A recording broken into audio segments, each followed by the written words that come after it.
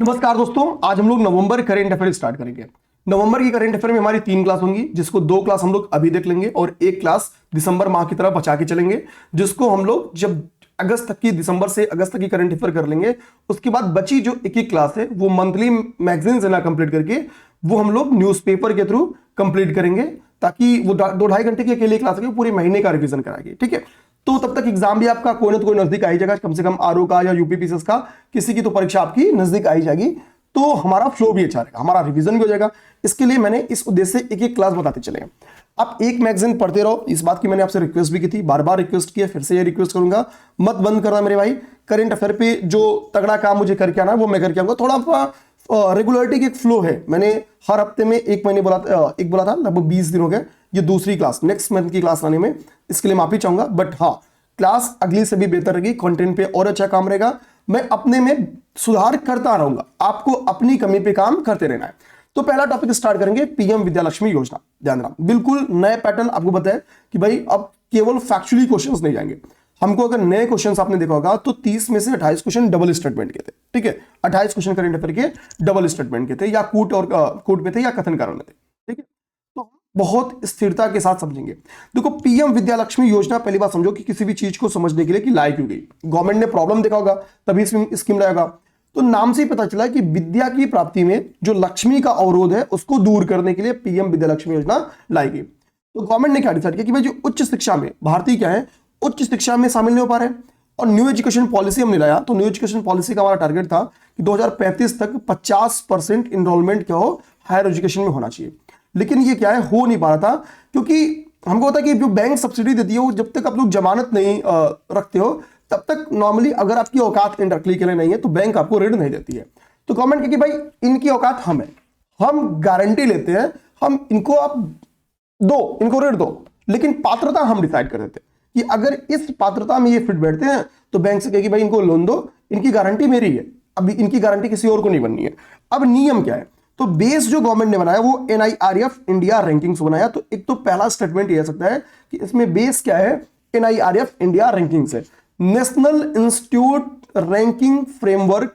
ठीक है, ये इंडिया रैंकिंग्स है, इसमें भारतीय संस्थानों की, विश्वविद्यालयों की, कॉलेजेस की एक इंडेक्स जारी की जाती है, एक रैंकिंग तैयारी की जाती है। ये रैंकिंग्स टॉप इंस्टीट्यूट्स की रैंकिंग्स है। अब इसमें क्या कि एक तो कैटेगरी वाइज रैंकिंग होती है, भाई कॉलेज सेक्टर में, मैनेजमेंट के सेक्टर में, इंजीनियरिंग के सेक्टर में। ठीक है, तो इस तरीके से कैटेगरीज होती है। एक होता है ओवरऑल कैटेगरी, ओवरऑल कैटेगरी में कौन अग्रणी है, ठीक, और एक होता है आपका डोमेन बेसिस के सेक्टर में। तो ध्यान देना कि इन तीनों ही कैटेगरीज में जो टॉप 100 इंस्टीट्यूट्स है एनआईआरएफ इंडिया रैंकिंग के, उसमें पढ़ने वाले छात्र, उसमें अगर किसी को एडमिशन मिल जाता है तो वो पीएम विद्यालक्ष्मी योजना के लिए पात्र बन गया, वो लोन के लिए अप्लाई कर सकता है। सेकंड क्या है, 101 से 200 के बीच में जो एनआईआरएफ इंडिया रैंकिंग्स में इंस्टीट्यूट्स हैं, जो स्टेट राज्य विद्यालय, यहां पे 2 बार राज्य लिखा गया है, जो राज्य सरकार के संस्थान है जो उनमें शामिल है, तो राज्य सरकार के भी अभ्यर्थी इसमें शामिल है। तो स्टेटमेंट आ जाएगा, इसमें राज्य सरकार के संस्थानों को शामिल नहीं किया गया है, तो स्टेटमेंट गलत हो जाएगा। 101 रैंकिंग से 200 रैंकिंग्स के बीच में जो राज्य सरकार के संस्थान है वो शामिल है। आप बोलोगे सर क्या स्टेट गवर्नमेंट की जो संस्थान 10 से 100 के बीच में वो शामिल नहीं है? तो ऐसा मैं नहीं बोल रहा हूं। पहली बात तो टॉप 100 में कुछ सोचना ही नहीं है, उसमें स्टेट गवर्नमेंट के हो, प्राइवेट हो या कैसे भी हो, वो ओवरऑल, क्योंकि ओवरऑल सीरीज में भी देखो यहां पे शामिल है, समग्र श्रेणी यानी ओवरऑल श्रेणी भी शामिल है, तो वो तो सब के सब है ही है, उसमें तो कोई क्राइटेरिया है ही नहीं। 101 से 200 रैंक के बीच में जो स्टेट गवर्नमेंट की जो उच्च संस्थान है वो शामिल है। और तीसरी एनआईआरएफ इंडिया रैंकिंग्स में कह रहा है कि सेंट्रल गवर्नमेंट की जितनी भी इंस्टीट्यूट्स है, जितने भी संस्थान है, वो इसके पात्र है। तो ये पात्रता हो गई। अब पात्रता में क्या क्या बात बोल रही है, तो पहली बात है कि भाई 7.5 लाख रुपए, देना यहां पे क्या लिखा है कि 7.5 लाख रुपए तक के ऋण के लिए छात्रों को कितना परसेंट की क्रेडिट गारंटी मिलने वाली है?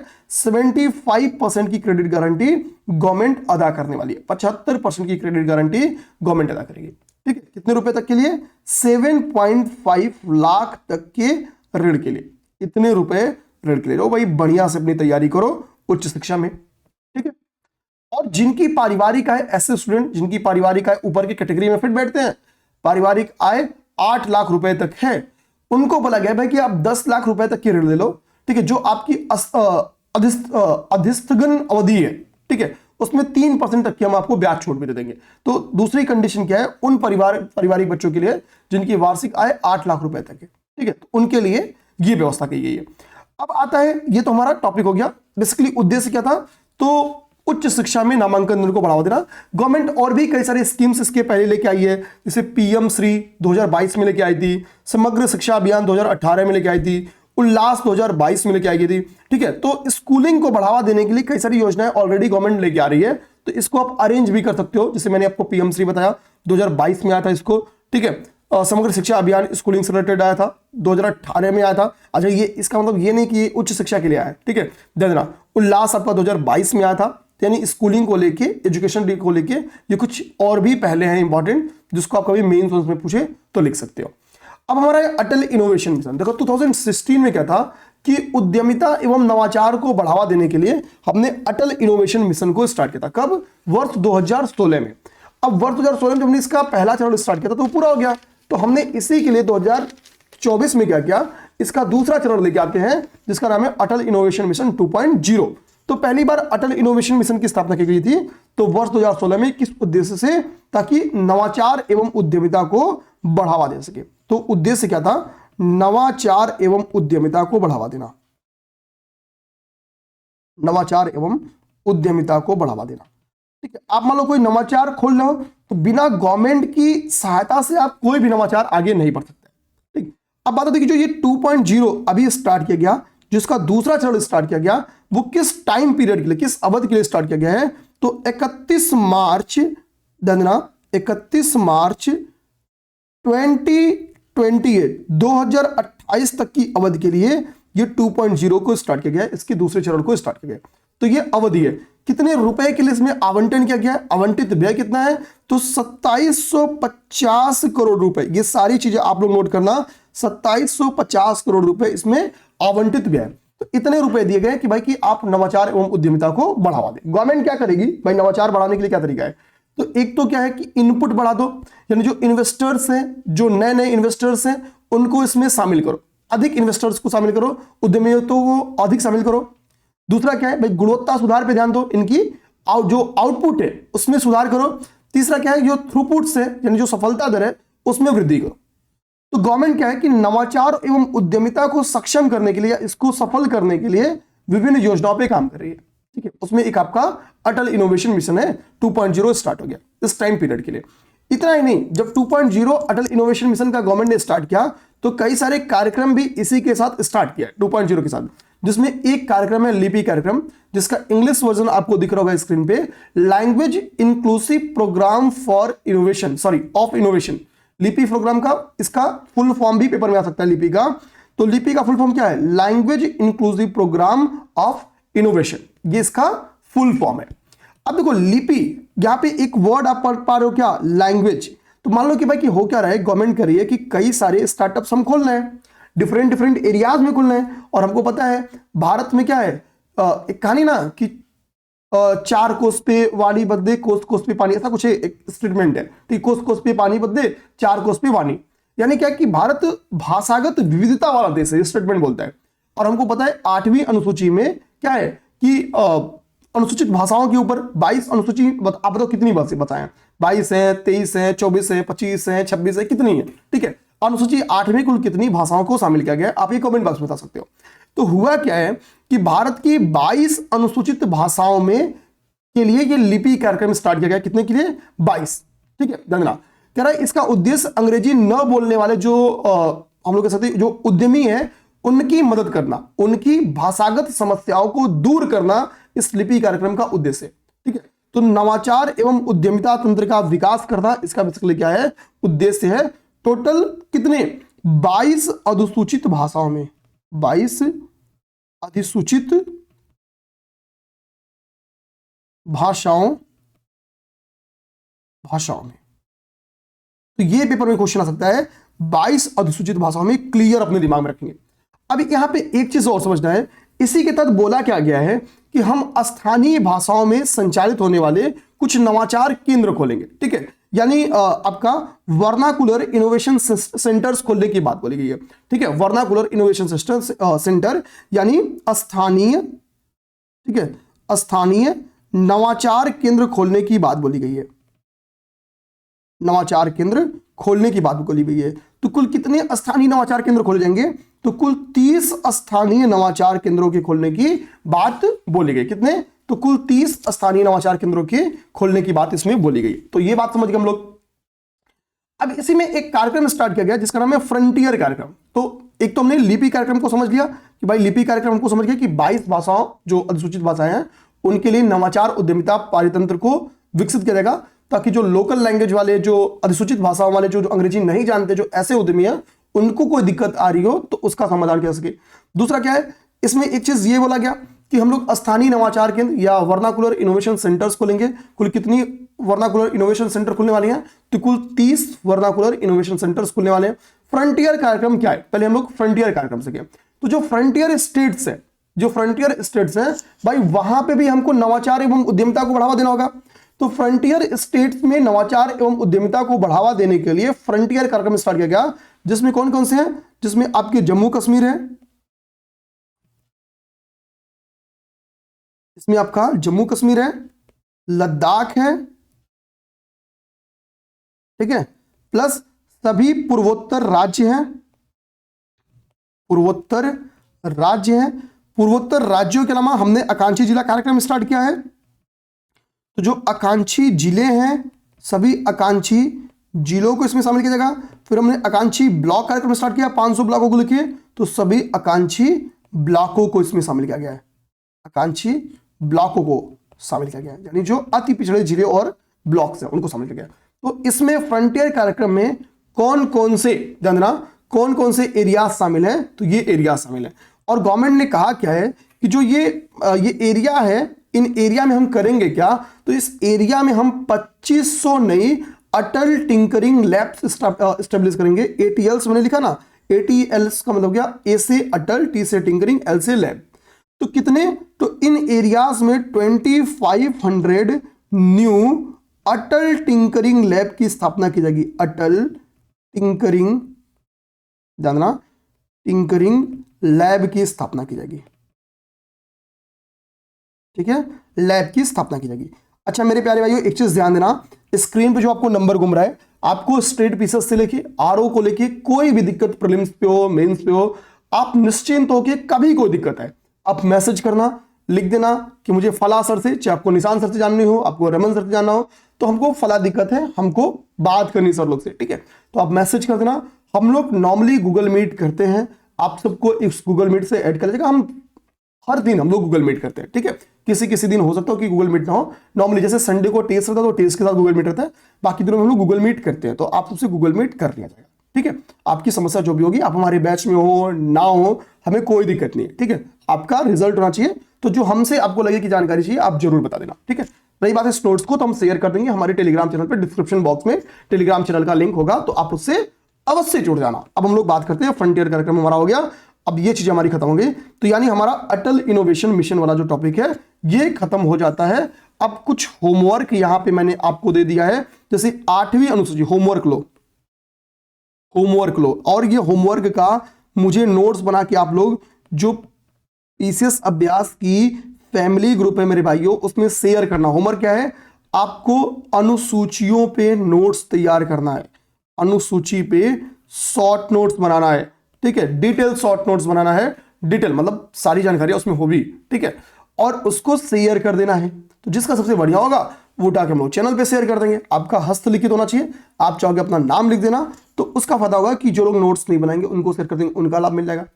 तो अनुसूचियां अक्सर पेपर में एक आ जाती हैं, तो इस तरीके से आप GS के एक पेपर को तैयार कर लोगे, एक क्वेश्चन को तैयार कर लोगे, यहां से आपकी एक क्वेश्चन तैयार हो जाएगी। ओके, ये आ गई। अच्छा यहाँ पे ठीक है, इतना कर लेते हैं, आगे बढ़ते हैं, आगे बढ़ते हैं मेरे भाई। ठीक है, अब हमारा सेकेंड जो इंपॉर्टेंट टॉपिक है वो है राष्ट्रीय प्राकृतिक खेती मिशन। ये हमारा अगला इंपॉर्टेंट टॉपिक है। तो जाहिर बात है, राष्ट्रीय प्राकृतिक खेती मिशन क्यों स्टार्ट किया गया? तो तो प्राकृतिक खेती को बढ़ावा दिया जाए, यानी केमिकल फ्री फार्मिंग को बढ़ावा दिया जाए। उद्देश्य क्या होगा? केमिकल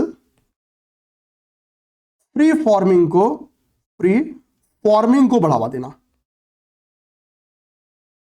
ठीक, हम होता है कि भाई केमिकल्स की वजह से क्या हो रहा है कि पहले हमारा क्या है कि जीवन काल 100 वर्षों में डिवाइड था। ठीक है, हम लोग कहते हैं ब्रह्मचर्य, गृहस्थ, वानप्रस्थ और संन्यास में डिवाइड होता था। 4 आश्रमों का कॉन्सेप्ट लेटर वैदिक पीरियड में आता, वैदिक पीरियड में नहीं, लेटर वैदिक पीरियड में। तो उस समय लोग 100 साल जी रहे होंगे, तो वो नेचुरल फार्मिंग से उगा के खाते थे तो 100 साल जीते थे। और अभी WHO हमारा क्या करती है भाई, हमको 68 से 70 साल की जीवन देती है, तो हमारा जीवन घट रहा है, जीवन घट रहा है। आप देखोगे अब नवीन उम्र के लोगों को भी हार्ट अटैक, ठीक है, फलना ढिमका की समस्या सुनने को आ जाती है। तो एटलीस्ट हम क्या करें कि केमिकल फार्मिंग को समाप्त करें, केमिकल फ्री फार्मिंग को बढ़ावा दें। ठीक है, इसके लिए प्राकृतिक खेती को हमको स्टार्ट करना। और कभी कभी क्या होता है ना, कुछ चीजों को हम लोग स्टार्ट करते तो लोग देख के अनुकरण करते हैं। जैसे आपके गांव से आप पीसेस बन जाओ, तो होगा क्या, जब आपका पेपर में फोटो निकलेगा तो इर्द गिर्द के लोग क्या होंगे, बहुत मोटिवेट होंगे और अपने बच्चों को शुरू कर देंगे तैयारी कराना। तो जाहिर सी बात है उसका पॉजिटिव इंपैक्ट आपको देखने को मिलेगा कि कभी भी किसी एक गांव से एक बार रिजल्ट की शुरुआत हो जाती है ना, तो उस गांव या उसके बगल के गांव से आपको 5-6 सालों में एक आध रिजल्ट और देखने को मिल जाता है। रीजन क्या है? मोटिवेशन। अब देखो गवर्नमेंट कर क्या रही है, राष्ट्रीय खेती को बढ़ावा देने के लिए एक मिशन के तौर पे काम कर रही है। और उसने डिसाइड किया कि भाई हम 15वें वित्त आयोग की जो अवधि है उसको टारगेट करते हुए हम क्या करते हैं, इस मिशन को स्टार्ट करते हैं। यानी अवधि कितनी है, तो 15वें वित्त आयोग की अवधि है।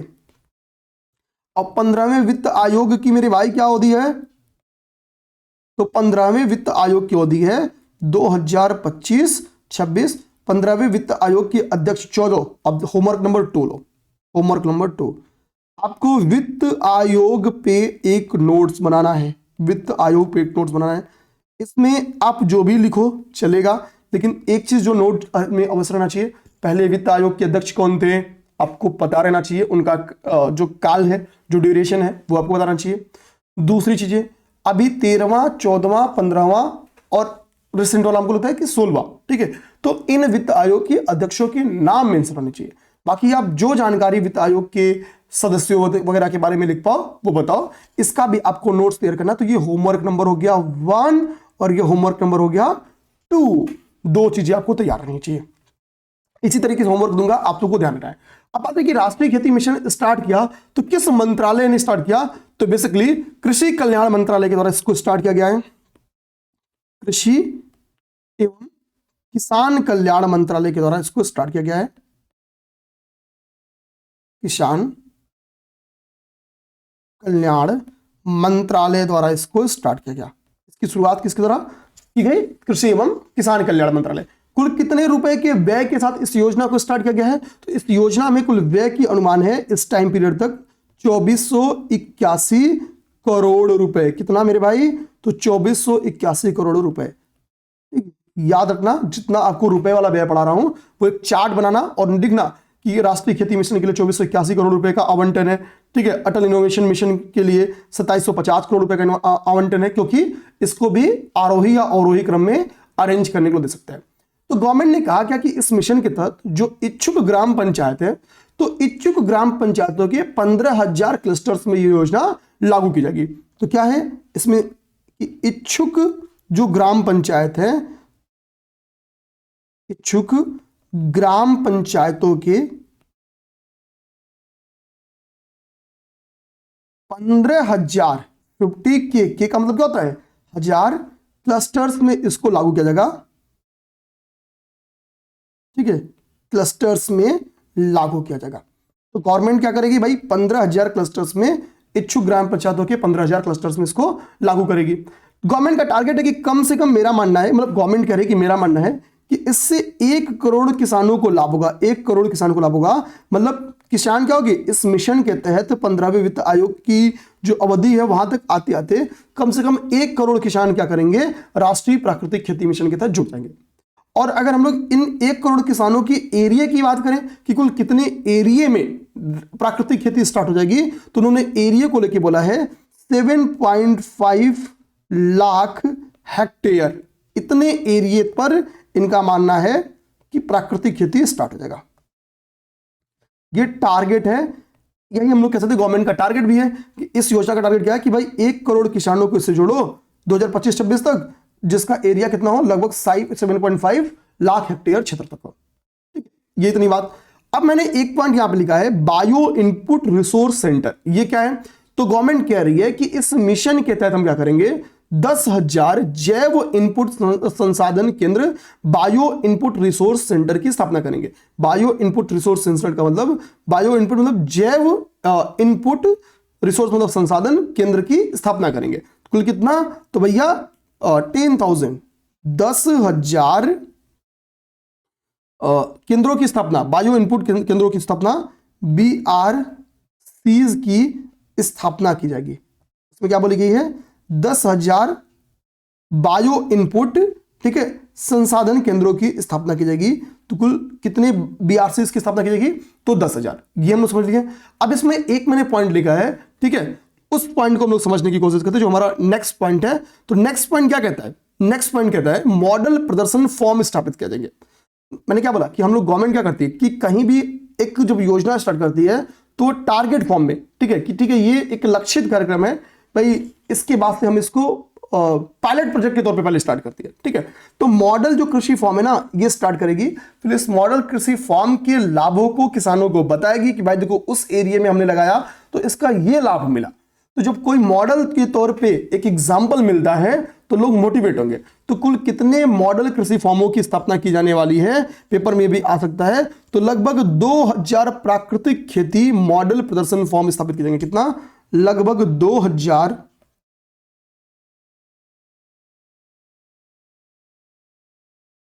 प्राकृतिक कृषि, ठीक है, मॉडल और फॉर्म की स्थापना की जाएगी। ठीक है, मॉडल फॉर्म की स्थापना की जाएगी। तो ये पेपर में आ सकता है कि कुल कितने प्राकृतिक खेती मॉडल फॉर्म की स्थापना की जाएगी? तो 2,000। कितने BRCs की स्थापना की जाएगी, बायो इनपुट रिसोर्स सेंटर्स की? तो 1,000। लक्षित किसान कितने हैं? 1 करोड़ किसान। एरिया कितना है? 7.5 लाख हेक्टेयर।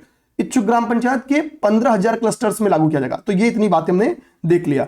अब देखेंगे मोदी जी क्या करते हैं। हमको पता है कि भाई कि अपने मोदी जी बहुत बढ़िया इंसान, वो क्या करते हैं कि भारत की जो पहुंच है, ठीक है, वैश्विक तौर पर नो डाउट कि इस ड्यूरेशन में बहुत बड़ा है। अभी देखेंगे ट्रम्प साहब क्या कर रहे हैं। आप देखोगे कि मोदी जी से बैठे हैं, जब उठ रहे हैं तो कुर्सी पीछे खींचे है। ठीक है, विश्व के सबसे धनी आदमी की फैमिली के साथ खेल रहे हैं। ठीक है, बताता कि भारत की छवि क्या हुई है, एक लीडर के तौर पे उठी है। ठीक है, और सबसे बड़े निगोशिएटर के तौर पे अभी खुद ट्रंप ने उनका नाम यूज किया है। तो प्रधानमंत्री की कुछ राजकीय यात्राएं देखेंगे तो प्रधानमंत्री जी नाइजीरिया जाते हैं। आपको पता है नाइजीरिया कहां पे है?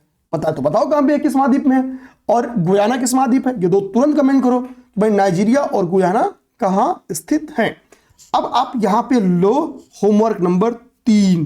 होमवर्क नंबर 3 क्या है कि हमको साउथ अमेरिकी कंट्री, साउथ अमेरिका आपको तैयार करना है। और इसमें दो चीज, साउथ अमेरिका में जो आपके ग्रासलैंड पाए जाते हैं उस ग्रासलैंड्स के बारे में बताना है। ठीक है, जो आपके पर्वत पाए जाते हैं उन पर्वतों के बारे में बताना है। जो आपके लैंड लॉक्ड कंट्रीज हैं उनके बारे में बताना है। समझे मेरी बात? हाँ, इतनी चीजें आपको बताना ही बताना है। ठीक है, ये आपको नोट शेयर करना है। तो ये हो गया होमवर्क नंबर 3, क्योंकि गुयाना मेरे भाई क्या है, एक साउथ अमेरिकन कंट्री है। तो देखो नाइजीरिया और कहां गए, गुयाना गए मोदी जी। अब हम लोग पहले नाइजीरिया और गुयाना को बहुत ध्यान से समझेंगे। तो ये एक मैप मैंने गूगल मैप से लिया है, स्क्रीनशॉट, वो मैं आपको कर रहा हूं शेयर। उम्मीद करूंगा मेरे भाई आपको दिख रहा होगा। ठीक है, इसमें कैरेबियन सी आप देखोगे, ये कैरेबियन सी आप बहुत ध्यान से देखना, ये कैरेबियन सी है। ठीक है, अब यहीं पे आपको देखने को मिलेगा बारबाडोस। ये बारबाडोस दिख रहा ना, भारत ने यहीं पे वर्ल्ड कप जीता है। यहीं पे जीता है कि कहीं और जीता है? ठीक है, यहीं जीता है, बारबाडोस में जीता है। अब यहाँ पे आप बहुत ध्यान से देखना, तो आपको क्या दिखेगा, गुयाना। गुयाना दिख रहा है। तो मोदी जी कहाँ गए थे, गुयाना। नॉर्मली गुयाना में क्या ना हमारे अपने लोग रहते हैं। गुयाना, सूरीनाम, भारतीय मूल के व्यक्ति अक्सर यहाँ पे राष्ट्राध्यक्ष या शासनाध्यक्ष बनते हुए दिख जाएंगे। तो मोदी जी कहाँ गए, गुयाना में गए। तो गुयाना में गए तो क्या किए, ये पेपर में क्वेश्चन आ सकता है। तो पहली बात, आप गुयाना देखो कहाँ पे है, तो लैंड लॉक कंट्री है, तो आंसर आएगा नहीं। ठीक है, ठीक। अब देखो गुयाना, यहाँ पे आपको गुयाना के बगल में क्या है, आपको सूरीनाम दिख रहा है। इसके इधर क्या है, वेनेजुएला दिख रहा है। ठीक है, ऊपर ये देखो जो कैरिबियन सी दिख रहा है। और जो ये लाल लाल कलर से ब्लॉक किए ना, ये सारे क्या है, कैरेबियन सी के आइसलैंड से, कैरेबियन सी के द्वीप है। तो पेपर में क्वेश्चन बन के आता है कि निम्नलिखित में से कौन सा कैरेबियन सी का आइसलैंड नहीं है या है। शायद इस बार भी बन गया था और इसके पहले भी बन के आया हुआ है। देखो तो अभी क्या है गुयाना के में, अभी बस आप एक बार कंट्रीज देख लो ताकि मैं जब बताऊंगा तो यहाँ पे इन कंट्रीज का रोल है। जैसे आप यहाँ पे ऊपर क्या देखोगे, जस्ट ठीक है, जो आपकी मेडिटेरियन लाइन है वहां पे आप देखोगे कि बहमास है, ठीक है। आप उसके नीचे क्यूबा है, ये क्यूबा के बाद से आप क्यूबा संकट हम लोग पढ़ते भी हैं। फिर आप यहाँ पे क्या है, जमैका है यहाँ पे, ठीक। आप आ जाओ, ये रेड वाला, जितनी रेड वाली है वो आप ध्यान से देखना, ठीक है। इन कंट्रीज को बहुत ध्यान से देखना और स्क्रीनशॉट बनकर लेना, या कुछ ना करो, केवल कैरेबियन सी आप गूगल सर्च कर लो और मैप पे जाके कैरेबियन सी सर्च कर लोगे, आपका काम बन जाएगा। वहां से आप चीजों को देख लेना, ठीक है। हुआ क्या है, भारत कैरिकॉम शिखर सम्मेलन का आयोजन किया गया। यहां पे भारत कैरिकॉम CARI, तो कैरी मतलब कैरेबियन और COM कॉम मतलब कम्युनिटी। तो कैरेबियन समुदाय का, भारत और कैरेबियन समुदाय का एक क्या हुआ, एक शिखर सम्मेलन हुआ है। कहां पे, तो गुयाना की कैपिटल आप बताओ क्या है, क्या जॉर्ज टाउन है, क्या जॉर्ज टाउन है। तो जॉर्ज टाउन में क्या हुआ है, बेसिकली ये शिखर सम्मेलन का आयोजन किया गया। तो एक तो पेपर में क्वेश्चन आ सकता है कि भारत और कैरिकॉम शिखर सम्मेलन 2024 का आयोजन कहां हुआ, तो वो हुआ जॉर्ज टाउन में। कहां हुआ मेरे भाई, तो इसका आयोजन हुआ है जॉर्ज टाउन में। पेपर में क्वेश्चन आ सकता है। और इसमें क्या हुआ था कि भाई मोदी जी और गुयाना, भारत और गुयाना तो पार्टिसिपेट किए, तो कैरेबियन समुदाय के कौन कौन से कंट्रीज ने इसमें पार्टिसिपेट किया, ये पेपर में क्वेश्चन आ सकता है। तो यहां पे आप देखोगे, ये आपको क्या है, यहां पे आपको दिख रहा होगा एंटीगा और यहाँ पे एंटीगा और बारबुडा दिख रहा होगा। ये आपको क्या दिखा, एंटीगा दिखा, ये आपको बारबुडा बोल नहीं, मतलब लिख नहीं रहा हूं, बोल दे रहा हूं कितना लिखूंगा। ये देखो एंटीगा और बारबुडा दिखा, ठीक है। ये आपको डोमिनिका दिखा, ये सेंट लूसिया दिखा, यहाँ पे बारबाडोस दिखा, ठीक है। ग्रेनेडा का नाम उसमें नहीं था इस कैरिकॉम में, मतलब जो बुक्स में मैंने पढ़ा वहां पे ग्रेनेडा का नाम नहीं लिखा था, तो मैंने इसलिए ग्रेनेडा को हाईलाइट नहीं किया। आपको ये पता होना चाहिए कि ग्रेनेडा क्या है, एक कैरेबियन कम्युनिटी है, कैरेबियन कंट्री है, कोई इसमें दो राय नहीं है। यहाँ पे त्रिनिदाद एंड टोबागो दिख रहा होगा।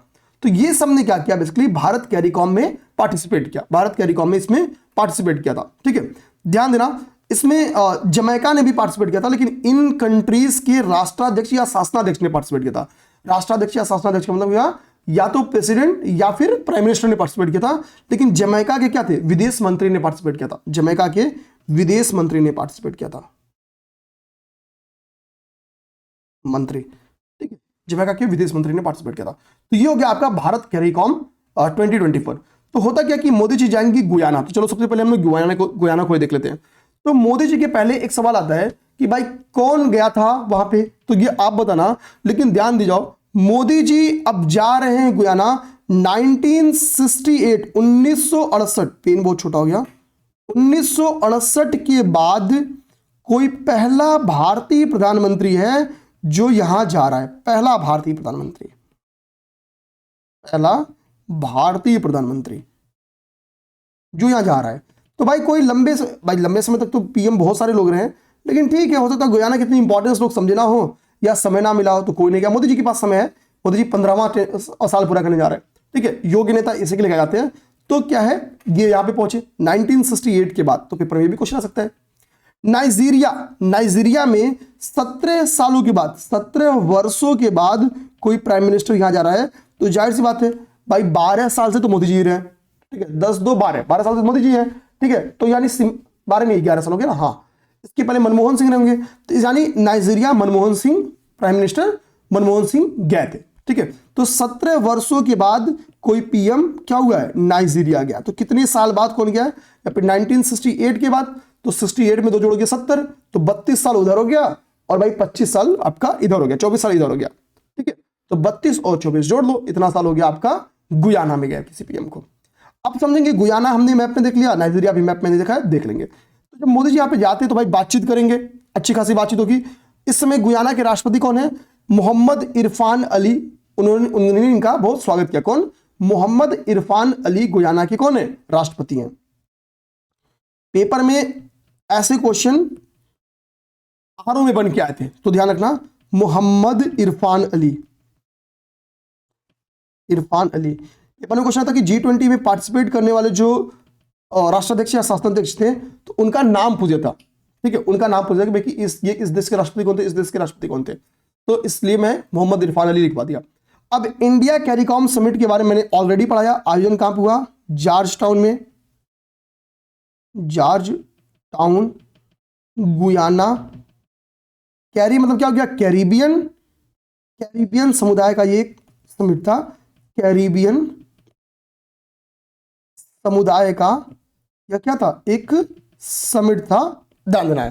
ठीक है, पहला जो इसका, और ये सेकंड समिट है, ये क्या? ये सेकंड समिट है। तो इसका जो प्रथम समिट है वो 2019 में, ठीक है, आयोजित हुआ था। 2019 में आयोजन हुआ था पहला। तो ये हमारे लिए इंपॉर्टेंट हो गया, हमने देख लिया।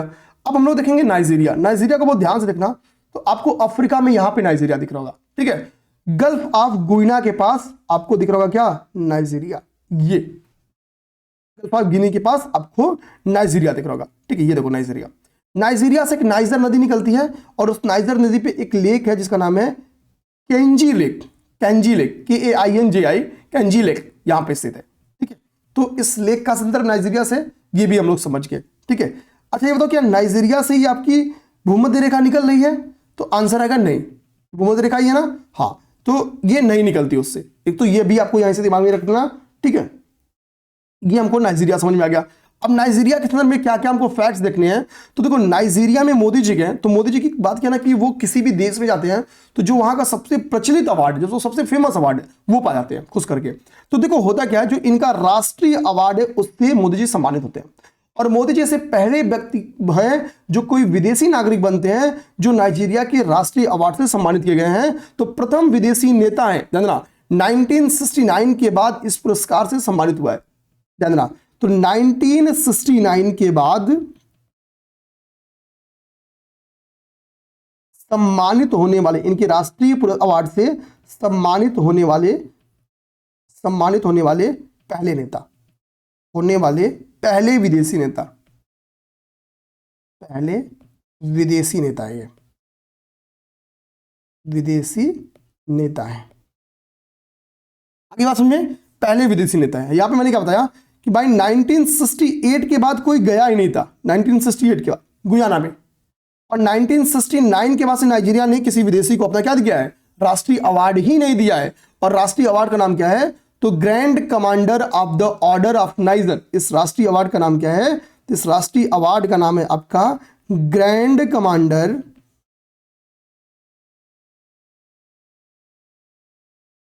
ठीक है of the order of the order, ठीक है, ऑफ नाइजर, ऑफ नाइजर, ये अवार्ड का नाम है। ठीक है, ये क्या है? ये बेसिकली अवार्ड का नाम है। और भैया 1969 के बाद से नाइजीरिया ने किसी भी विदेशी नेता को इसको प्रोवाइड नहीं किया था, किसी भी विदेशी नेता को प्रोवाइड नहीं किया था।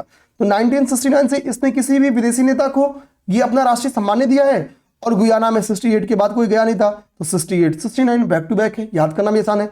और नवंबर में दोनों जगह पे गए थे। सबसे पहले कहां गए थे? तो सबसे पहले भैया गए थे नाइजीरिया, उसके बाद से गए थे गुयाना। ऑर्डर भी सेम है, कुछ भी ऑर्डर में अरेंज करवा दे रहे। तो मैं इसके लिए बोल रहा हूं कि नाइजीरिया पहले गए थे, दे दे कि मोदी जी के द्वारा हाल में हुई यात्राओं के क्रम को अरेंज करो कालानुक्रम के हिसाब से, ठीक है, घटना, ठीक है, जाने के क्रम के अनुसार। तो ये भी अरेंज करवा सकते हैं। अब वो कुछ भी दे सकते हैं, तो हम लोग कुछ भी के लिए तैयार भी रहेंगे। फोटोज देख लिए, ये काम हो गया। अब हम लोग नेक्स्ट, हमारा जो टॉपिक है वो है CCPI। CCPI मतलब क्लाइमेट चेंज परफॉर्मेंस इंडेक्स। ये हमारे लिए बेहद इंपॉर्टेंट है, जो कि 3 एजेंसीज के द्वारा संयुक्त रूप से जारी किया जाता है। एक एजेंसी का नाम है जर्मन वाच, दूसरी एजेंसी का नाम है कैन। कैन का मतलब क्या है मेरे भाई? कैन का मतलब है climate action network. Climate action network, climate action network, can का नाम है। ठीक है, और इसके अलावा क्या है आपका? इसका नाम तीसरा है NCI। NCI का मतलब क्या है? तो NCI का जो फुल फॉर्म है वो ध्यान देना, वो आपका है new climate institute. New climate institute, new climate institute, ये आपका हो गया न्यू क्लाइमेट इंस्टीट्यूट यानी NCI, ठीक है, ये हो गया न्यू क्लाइमेट इंस्टीट्यूट यानी NCI, ये हो गया क्लाइमेट एक्शन इंस्टीट्यूट, ठीक है, ये हो गया क्लाइमेट एक्शन इंस्टीट्यूट यानी कैन। ओके, ये समझ गए, जारी करता। अब बात देखिए सर, इसमें टॉप 3 पे कौन सी कंट्रीज स्थित है, एक बार हमको टॉप 3 कंट्रीज के बारे में बताओ। तो देखो भाई, वैसे तो रैंक 1, रैंक 2, रैंक 3 पे कोई कंट्री स्थित नहीं है, तो टॉप 3 देश यहां पे पूछ रहा है।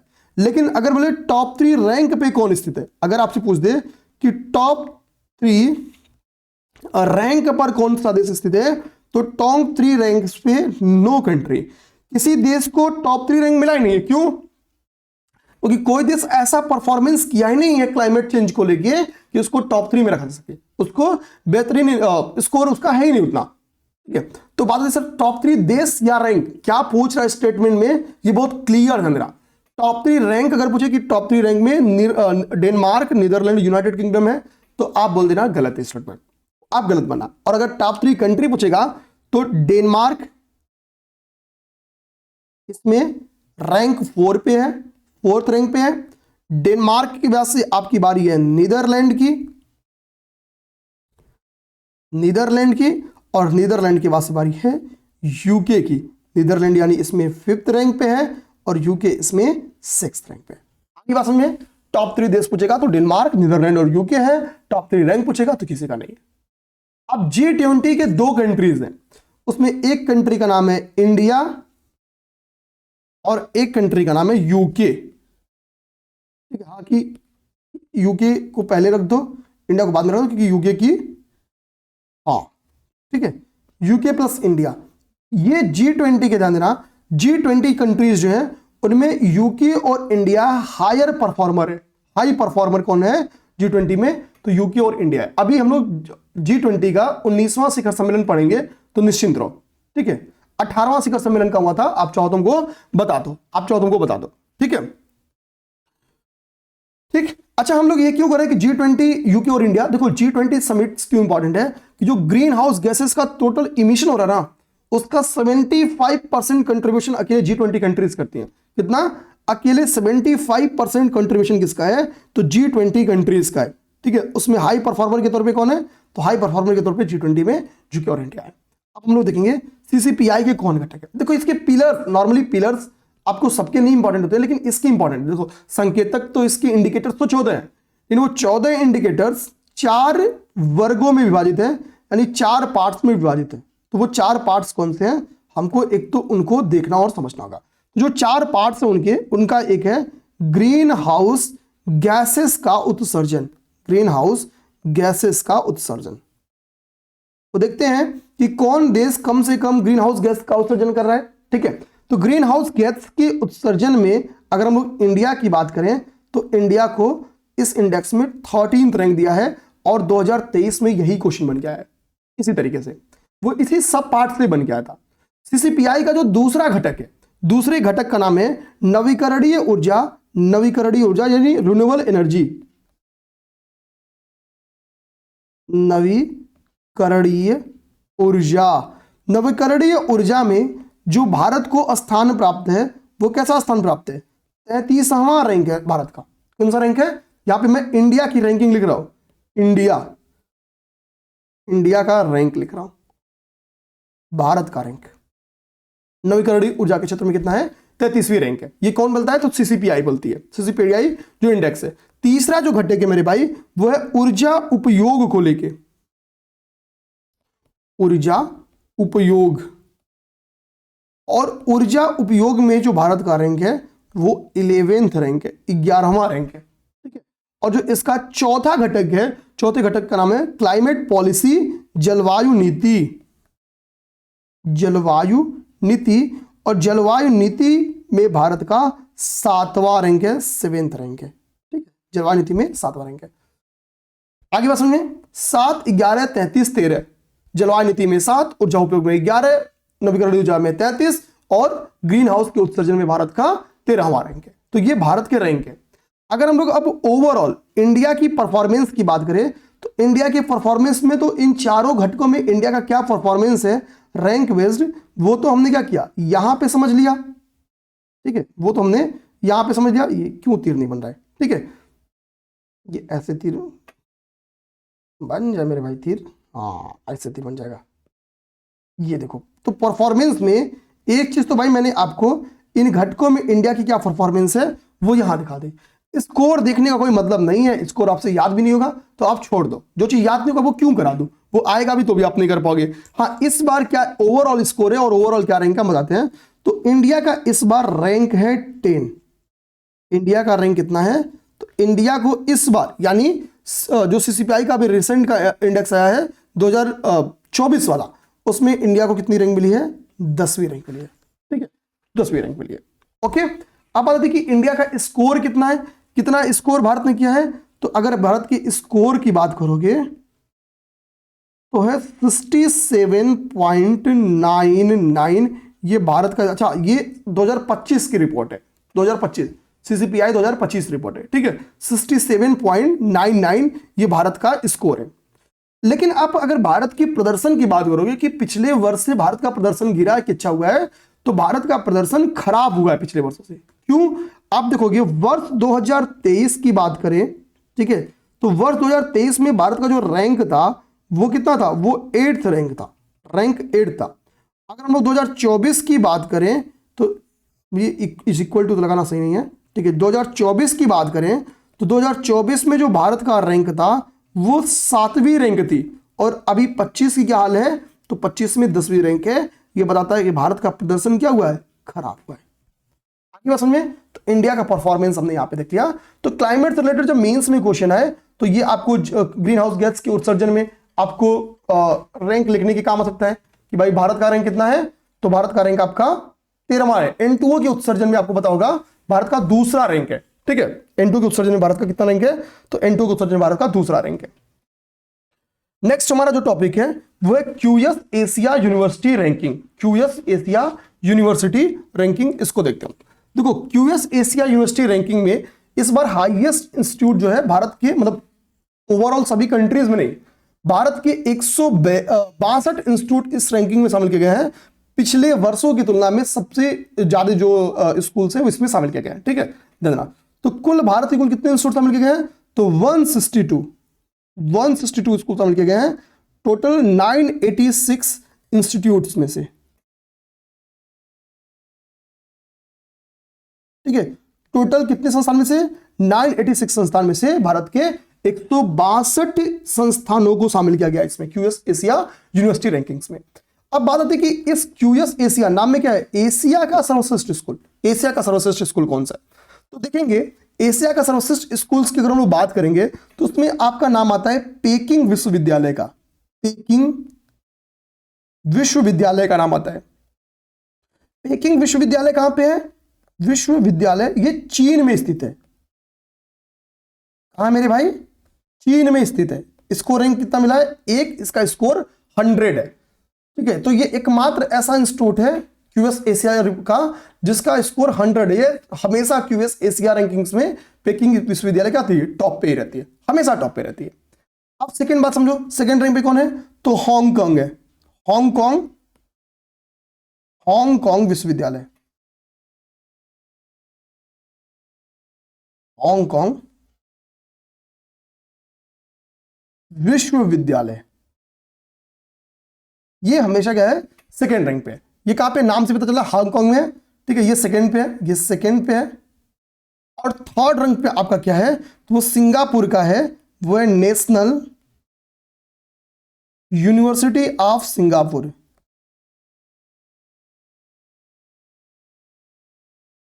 Of Singapore. टॉप 3 अक्सर आरओ में बन के आता है, ठीक है। हम लोग बस ये दिमाग रखेंगे कि टॉप इंस्टीट्यूट पे कौन है, वो पेकिंग विश्वविद्यालय। भारत में कुल कितने विश्वविद्यालय शामिल है, तो 162 विश्वविद्यालय शामिल है, ठीक है, ध्यान देना। अब हम लोग देखेंगे कि टॉप 100 में कुल कितने भारतीय विश्वविद्यालय हैं, तो केवल 7 इंस्टीट्यूट शामिल है टॉप 100 में। तो सिर्फ भारतीय संस्थान कितने हैं, तो टॉप 100 की अगर बात करोगे मेरे भाई तो ओनली 7, थाला फॉर अ रीजन, केवल 7 इंस्टीट्यूट हमारे शामिल है क्यूएस एशिया रिपोर्ट में, ठीक है। अब हम लोग देखेंगे वो 7 कौन से, उसमें टॉप पे आपकी आईआईटी बॉम्बे, नहीं, आईआईटी दिल्ली। आईआईटी दिल्ली आपकी टॉप पे है, इसकी रैंक ओवरऑल रैंक है 44th, और ये भारत की यूएस एशिया की सर्वश्रेष्ठ इंस्टीट्यूट है। सेकेंड नंबर पे है आपका आईआईटी बॉम्बे। सेकेंड नंबर पे क्या है? आईआईटी बॉम्बे। ओवरऑल लिस्ट में इसकी रैंक कितनी है? 48th रैंक है, और टॉप 50 में यही दो इंस्टीट्यूट्स हैं। टॉप 50 में दो इंस्टीट्यूट्स है। इसमें ध्यान देना, एक पेपर में क्वेश्चन आ सकता है कि यूपी के संदर्भ में, तो यूपी के संदर्भ में 6th रैंक पे, ओवरऑल 67वीं रैंक है, 67th रैंक पे आपको आईआईटी कानपुर देखने को मिलेगा। आईआईटी कानपुर। तो ये कहती क्या है? यूएस एशिया रिपोर्ट के हिसाब से यूपी का सर्वश्रेष्ठ कॉलेज कौन सा या इंस्टीट्यूट कौन सा है? तो वह आईआईटी कानपुर। आईआईटी कानपुर किसके अनुसार? तो क्यूएस एशिया यूनिवर्सिटी रैंकिंग के अनुसार। ये चीज हम लोग समझ गए, ये चीज समझ गए ना? हाँ, ठीक है। अब देखेंगे टॉप 10 लार्जेस्ट इकोनॉमी, ठीक है, फोर्ब्स के अनुसार। तो फोर्ब्स ने क्या किया था? टॉप 10 लार्जेस्ट इकोनॉमी के ऊपर एक डाटा दिया। किसने दिया है? फोर्ब्स ने, ठीक है। फोर्ब्स द्वारा यह रिपोर्ट जारी किया गया, ठीक है। और ये कहता गया टॉप 10 की बात कर रहे हैं, लेकिन हम बात करेंगे केवल टॉप 5 की, कि 5 नंबर पे कौन है? भारत है, तो हमको भारत से ही मतलब है। इसमें रैंक 1 पे आपका, यानी सर्वश्रेष्ठ जो सबसे बड़ी इकोनॉमी है, वो आपकी यूएसए है। यूएसए है, यूएसए सबसे बड़ी इकोनॉमी है। यूएसए के बाद से आपकी चाइना, चाइना सबसे बड़ी, दूसरी बड़ी इकोनॉमी है। तीसरी बड़ी इकोनॉमी आपकी जर्मनी है, ठीक है, जर्मनी। जर्मनी के बाद से आपका जापान है, जिसको हम लोग जल्दी ही पूछे कर देंगे। और जापान के बाद से अपना प्यारा हिंदुस्तान है, इंडिया है, ठीक है, इंडिया है, भारत है। यानी भारत की रैंक कितनी है? 5th रैंक है, टॉप 5 5th रैंक है। और सबसे बिगेस्ट इकोनॉमी, सबसे लार्जेस्ट इकोनॉमी कौन सी है? तो सबसे लार्जेस्ट इकोनॉमी आपकी यूएसए है। अब यूएसए की अगर इकोनॉमी बात करोगे तो इसमें ध्यान देना, इसकी जीडीपी कितनी है? तो देखो यूएस डॉलर में देखोगे तो 29.17, ठीक है, जीडीपी है इसका। कितना? यूएस डॉलर, वो भी ट्रिलियन में, ट्रिलियन में, ट्रिलियन में। तो 29.17 ट्रिलियन यूएस डॉलर, इसका हम लोग कह सकते हैं कि जीडीपी है। किसका? जीडीपी है यूएसए का। अब हम लोग अगर चाइना की बात करें तो चाइना का यही लगभग 18.27 ट्रिलियन यूएस डॉलर है। और भारत की कितनी है? तो 2.7 ट्रिलियन यूएस डॉलर भारत की जीडीपी। अब ये गैप देखो, हम लोग चाइना से कहते हैं ना, हमको चाइना को पछाड़ना, चाइना को पछाड़ना है। आप कहते हो हम स्वरोजगार नहीं करेंगे, करना क्यों जरूरी है? 3 और 18 लगभग 6 गुना का डिफरेंस है, 6 गुना बड़ी अर्थव्यवस्था है, ठीक है। तो भाई अगर आप नहीं करोगे तो कैसे पछाड़ोगे? समझे बात को ना? तो समझो चाइना इकोनॉमिकली अपने से 6 गुने आगे है। समझो बात को, ये चोट लगनी चाहिए अपने दिल पे भाई, ये चोट अपने दिल पे लगनी चाहिए, दिमाग में इस बात को रखेंगे हम सब, ठीक है। अच्छा, इतना देख लिया हम लोग। अब हम लोग नेक्स्ट टॉपिक को देखते हैं, वो है COP29। तो UNFCCC के COP29 का अभी हाल ही में कहां आयोजन किया गया? UNFCCC का मतलब क्या हो गया मेरे भाई? UNFCCC, United nation climate change conference 2024। तो इसके सभी जो मेंबर्स हैं उनका मीटिंग हुआ, यानी कॉप मतलब ये है कॉन्फ्रेंस ऑफ पार्टीज। 29वां ये सम्मेलन है, 29वीं मीटिंग है। इसका आयोजन कहां हुआ है? तो इसका आयोजन हुआ आपके बाकू अजरबैजान में। कहां पे? Baku Azerbaijan. अब आपका काम क्या है? अजरबैजान को एक बार गूगल करके देखोगे, ठीक है, एक बार गूगल करके देख लो, गूगल मैप करके देख लो, जैसे मैंने आपको दिखाया है वैसे देख लो। अब क्या करना है? अध्यक्षता किसने किया? तो जाहिर सी बात है कि बाकू अजरबैजान ने हुआ, वैसे कंट्री यहां पे हुआ, लेकिन अध्यक्षता किस पर्सनालिटी ने अध्यक्षता की अगर आपसे पूछ दे तो मुख्तार बाबायेव, मुख्तार बाबायेव ने इसकी अध्यक्षता की। मुख्तार को अभी बाबा, मुख्तार और बाबा का संबंध भी तो सही है, बाबायेव, ठीक है, मुख्तार बाबायेव के द्वारा किया गया।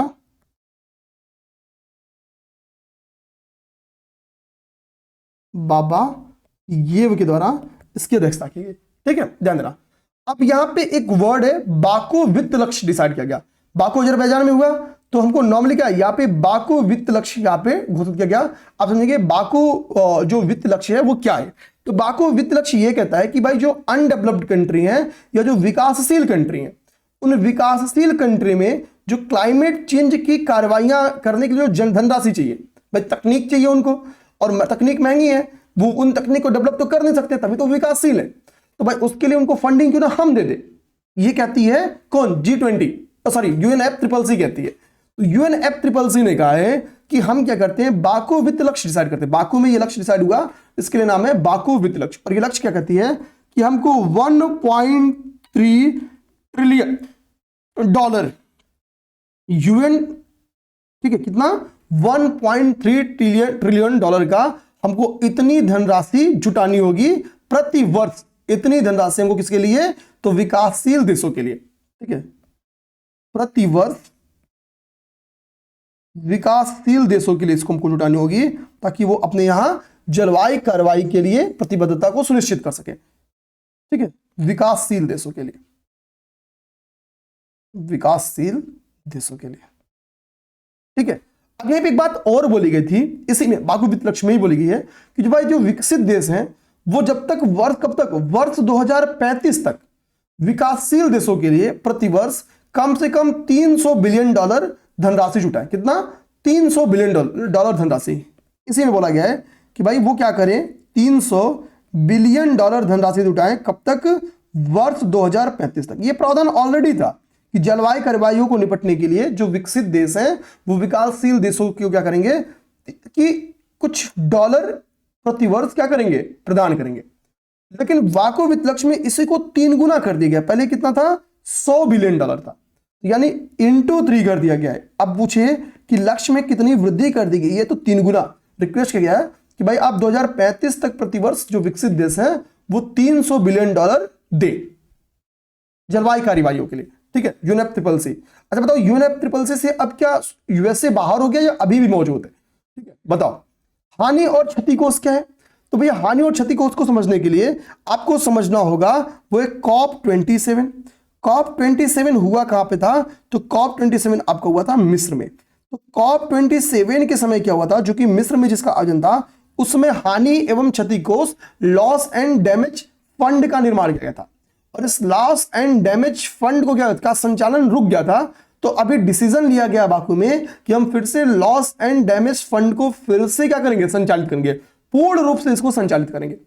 इसमें डिसीजन लिया गया है कि लॉस एंड डैमेज फंड को पुनः पूर्ण रूपेण या पूर्ण रूप से संचालित किया जाएगा। यह डिसीजन लिया गया है,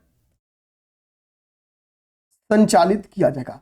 तो भैया ये बना कब था लॉस एंड डैमेज फंड, तो ये बना था COP27 के दौरान। अब बात आती है COP30 हुआ कहां, तो COP30 कहां होगा, COP30 होगा आपका ब्राजील में प्रस्तावित है। कहां पे प्रस्तावित है, ब्राजील में। अब मैं आपसे पूछूंगा प्रस्तावित, मैंने 27 बता दिया, 29 बता दिया, 30 बता दिया, बीच में छूट गया COP28। तो आप बताना है UNFCCC का COP28 का आयोजन कहां हुआ।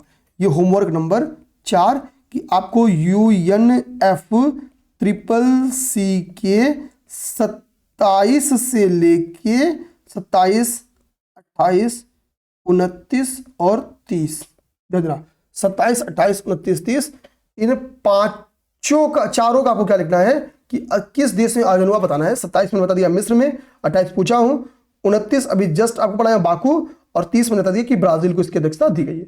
28 बीच में छोड़ दिया हूं। तो आपको बताना है इसकी कॉन्फ्रेंस ऑफ पार्ट 2028 कहां इसका आयोजन हुआ, ये आपसे पूछा हूं। ठीक है, ये आपसे पूछा हूं। ओके, ये समझ लिए, यूएस रिपोर्ट समझ लिए, लार्जेस्ट इकोनॉमी समझ लिए, COP29 समझ लिए। ठीक है, G20 शिखर सम्मेलन मुझे लग रहा है कि लगभग 54 मिनट आपकी क्लास हुई, तो मैं एक बार रिवीजन करा दूं और 6 मिनट लग जाएगा रिवीजन कराने में। तो G20 में लोग कल देख लेंगे। तो हमने PM विद्यालक्ष्मी योजना पहला टॉपिक देखा, बहुत डिटेल में देखा कि ये उच्च शिक्षा में नामांकन दर को वृद्धि करने वाली एक योजना है। सेंट्रल गवर्नमेंट इसमें क्या कर रही है कि NIRF इंडिया रैंकिंग्स के बेस पे सहूलियत, आर्थिक सहूलियत प्रदान कर रही है, जिसकी 3 कैटेगरीज हैं। तीनों कैटेगरीज हमने देख ली, और कितने रुपए का इसमें क्रेडिट गारंटी प्रदान किया गया है वो सारी बातें बताई गई हैं। अटल इनोवेशन मिशन जो कि मार्च 2028 तक के लिए 2.0 लेके आ गया, ठीक है। इसके तहत लिपि कार्यक्रम आया। लिपि कार्यक्रम का बेसिकली क्या था कि जो लैंग्वेज प्रॉब्लम उद्यमियों के सामने उसको दूर कर सके 22 अनुसूचित भाषाओं में इसको क्या है कि बेसिकली लिपि कार्यक्रम चलाया जाएगा। इसके तहत क्या हुआ है, इसी में लिपि कार्यक्रम में ही स्थानीय नवाचार केंद्र यानी वर्नाकुलर इनोवेशन सेंटर्स बनाए जा रहे हैं। कुछ कुल 30 वर्नाकुलर इनोवेशन सेंटर्स बनाए जाएंगे, ये ध्यान देना। इसमें दूसरा कार्यक्रम अटल इनोवेशन मिशन में जो चला गया है वो फ्रंटियर कार्यक्रम चला गया है, जिसमें जम्मू कश्मीर, लद्दाख, सभी पूर्वोत्तर राज्यों के साथ साथ आकांक्षी जिलों एवं ब्लॉकों को शामिल किया गया है। इन सभी जगहों पे फ्रंटियर कार्यक्रम चलाए जाएंगे। मींस यहाँ पे उद्यमिता एवं जो नवाचार है उसका विकास किया जाएगा और उसके लिए 2500 नए अटल टिंकरिंग लैब्स की यहाँ पे स्थापना की जाएगी। कुछ होमवर्क दिया हूं, अनुसूची वित्त आयोग साउथ अमेरिका कंट्रीज के ऊपर, जिसमें कितनी कौन सी ग्रॉसलैंड्स पाई जाती है, कौन से पर्वत पाए जाते हैं, कौन से लैंडलॉक कंट्रीज है, इस पे एक नोट्स आपको बताना है। ठीक है। राष्ट्रीय प्राकृतिक खेती मिशन मैंने बताया कि भाई की बहुत सारी चीजें हमने देखा कि कृषि एवं किसान कल्याण मंत्रालय के द्वारा इसको लाया गया। 2481 करोड़ रुपए इसमें कुल परिव्यय है। इसकी अवधि कितनी है तो 2025-26 जो कि 15वें वित्त आयोग की अवधि है वहां तक कुल 15,000 क्लस्टर्स में इसको प्रारंभिक तौर पे लागू किया जाएगा। 1000 किसान इससे जुड़ेंगे। कब तक 2025-26 तक। और कितने एरिया पे इसको लागू किया जाएगा तो लगभग 7.5 लाख हेक्टेयर एरिया कवर करने की तैयारी है। ठीक है। इसमें इसके तहत कुल 10,000 BRCs यानी बायो इनपुट रिसोर्स सेंटर्स की स्थापना की जाएगी। लगभग 2000 यानी 2000 प्राकृतिक कृषि मॉडल्स भी खोले जाएंगे, प्राकृतिक कृषि मॉडल्स भी खोले जाएंगे, ताकि ये क्या हो, एक मॉडल की तरफ इसको हम प्रस्तुत करें, आगे इसकी स्वीकार्यता में वृद्धि हो। प्रधानमंत्री मोदी ने नवंबर में 2 राज्य की यात्राएं की थी, नाइजीरिया और गुयाना की। नाइजीरिया में इसके पहले मनमोहन सिंह जी गए थे, तो 17 वर्ष बाद पहली बार कोई प्राइम मिनिस्टर यहां पे गया। और नाइजीरिया का एक अवार्ड है grand command of the order of niger, जिसको मोदी जी पाने वाले पहले विदेशी बने हैं आफ्टर 1969। 1969 के बाद से कोई ऐसा पहला विदेशी नेता है जो इस अवार्ड को पाया है। मोदी जी जब गुयाना गए थे तो गुयाना के राष्ट्रपति थे मोहम्मद इरफान अली, उन्होंने उनका स्वागत किया था, इन्हीं के बुलावे पे गए थे। 1968 के बाद कोई प्राइम मिनिस्टर जा रहा है, तो देखो यहाँ पे 1968 है, वहां ऊपर 1969 है, तो क्रम में फिट बैठ रहा है। ठीक है। यहाँ पे सेकेंड इंडिया कैरिकॉम समिट हुआ। पहला इंडिया कैरिकॉम समिट आपका 2019 में होता। कैरिकॉम का मतलब क्या है, कैरी मतलब कैरिबियन, कॉम मतलब कम्युनिटी, तो कैरिबियन कम्युनिटी का एक समिट था जिसमें कई सारी कैरिबियन कम्युनिटीज ने पार्टिसिपेट किया। ठीक है। जॉर्ज टाउन गुयाना में ये हुआ। किन किन कैरिबियन कम्युनिटीज ने पार्टिसिपेट किया था तो Jamaica, Bahamas, Trinidad Tobago, Barbados, saint Lucia, Dominica, ठीक है, एंटीगुआ और आपका ठीक है बरबुडा, ये सारे ने इसमें पार्टिसिपेट किया था। ठीक है। नाइजर गए थे, तो मोदी जी हमने नाइजर की आपको लोकेशन इसमें दिखा दी थी कि नाइजर आपकी अफ्रीकन कंट्री है जो कि अब जो गल्फ ऑफ गुइना है या गिनी की खाड़ी है वहां पे ओपन होता है। ठीक है। इसके बाद हमने CCPI पढ़ा, क्लाइमेट चेंज परफॉर्मेंस इंडेक्स पढ़ा, जिसमें हमने देखा कि भाई कोई ऐसे टॉप 3 रैंक प्राप्त कंट्री नहीं है। सबसे हाईएस्ट परफॉर्मर कंट्री अगर देखें तो डेनमार्क है। इसमें इंडिया और यूके G20 के ऐसे कंट्री जो हाई परफॉर्मेंस है। CCPI के 4 घटक है, ग्रीन हाउस गैस का उत्सर्जन हो, नवीकरणीय ऊर्जा हो, ऊर्जा उपयोग हो और जलवायु नीति। उसमें भारत की क्या क्या रैंकिंग है तो ग्रीन हाउस गैस में उत्सर्जन में 13वीं रैंक है और जलवायु नीति के कार्यक्रम में भारत की 7वीं रैंकिंग है। नवीकरणीय ऊर्जा में भारत की 33वीं रैंक है, जलवायु उपयोग में भारत की 11वीं रैंक है। इंडिया की परफॉर्मेंस की बात करें तो वर्ष 2025 के CCPI में भारत को 10वीं रैंक मिली है। स्कोर इसका कितना है 67.99। 23 और 24 के स्कोर अगर तुलना करें तो डिक्लाइन किया है भारत का परफॉर्मेंस। 23 में हमारी 8वीं रैंक थी, 24 में हमारी 7वीं रैंक थी, अब 6वीं होनी चाहिए थी, तो हम कहां पहुंच गए 10वीं पहुंच गए। एक कम होने के बजाय हम 3 ज्यादा हो गए। ठीक है। फिर हमने QS एशिया यूनिवर्सिटी रैंकिंग पढ़ा, जिसमें हमने देखा कि टॉप रैंकिंग्स में इंस्टीट्यूट में पेकिंग विश्वविद्यालय चाइना का है। भारत के कुल 162 संस्थानों इसमें QS एशिया यूनिवर्सिटी रैंकिंग में शामिल किए गए हैं। ठीक है। इसमें शीर्ष भारतीय संस्थान IIT दिल्ली है, जिसको 44वीं रैंक मिली है। टॉप 100 में केवल और केवल भारत के 7 संस्थान हैं। अगर हम लोग टॉप 100 में या हम लोग कहते हैं बेसिकली सर्वश्रेष्ठ या टॉप 100 में वो कौन सा यूपी का इंस्टीट्यूट है तो IIT कानपुर है 67वें रैंक पे जो यहाँ पे विद्यमान है। अगर लार्जेस्ट इकोनॉमी की बात करें तो फोर्ब्स के द्वारा बताया गया कि USA जो है वो लार्जेस्ट इकोनॉमी है, लगभग 29.17 ट्रिलियन $, इसकी GDP है। भारत की GDP 2.7 ट्रिलियन $, है। इसके साथ भारत 5वीं सबसे बड़ी कंट्री है। भारत और USA के बीच में चाइना, जर्मनी और जापान है। चाइना भारत से 6 गुना से अधिक बड़ी कंट्री है, ये चीज देखना। फिर हमने UNFCCC की COP29 को देखा। आयोजन इसका बाकू अजरबैजान में हुआ। ठीक है। इसी में बाकू वित्त लक्ष्य डिसाइड किया गया, जिसमें बोला गया 1.3 ट्रिलियन डॉलर हमको प्रतिवर्ष विकासशील देशों में जो क्लाइमेट कार्रवाइयां हैं उसको सुनिश्चित करने के लिए प्रदान किया जाएगा। इसमें एक ये भी रिक्वेस्ट किया गया कि जो विकासशील देश, जो विकसित देश हैं, वो विकासशील देशों में ऐसी कार्रवाइयों को लागू करने के लिए वर्ष 2035 तक प्रतिवर्ष 300 बिलियन डॉलर दे। ठीक है। और ये जो स्कीम है देने के लिए पहली बार नहीं बोला गया है, इसके पहले 100 बिलियन डॉलर का प्रावधान था। बाकू वित्त लक्ष्य में इसको 3 गुना कर दिया गया। हानि एवं क्षति कोष जो COP27 में मिस्र में इसको बनाया गया था, जो कि लगभग क्लोज था, तो इसको पुनः संचालित की बात बोली गई कि इसको फिर से रिस्टार्ट करते हैं। COP30 का आयोजन होना है ब्राजील में, इसको प्रस्तावित है कि COP30 ब्राजील में होगा। ठीक है। तो एक बार आपको मैंने क्या किया, संक्षेप में पूरा रिवीजन भी करा दिया। ठीक है। तो मिलते हैं नेक्स्ट क्लास में। जय हिंद, जय भारत।